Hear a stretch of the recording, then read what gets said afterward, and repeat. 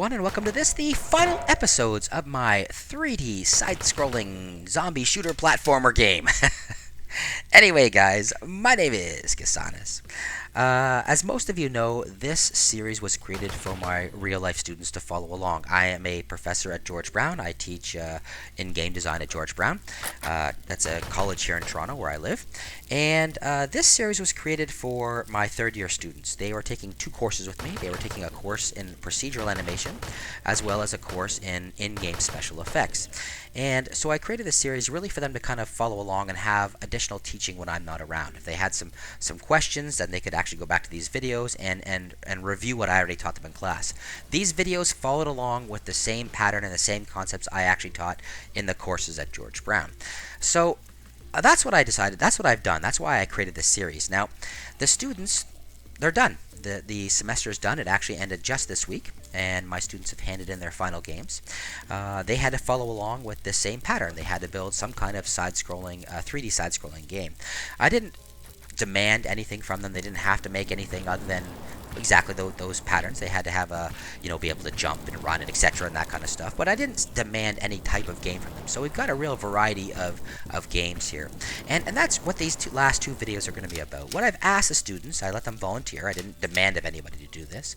But I asked my students if they would mind if I showed their stuff on YouTube. And several of them agreed. Not all of them, but some of them agreed. And I'm going to show these games to you as kind of an example of what you can do if you follow along with this series.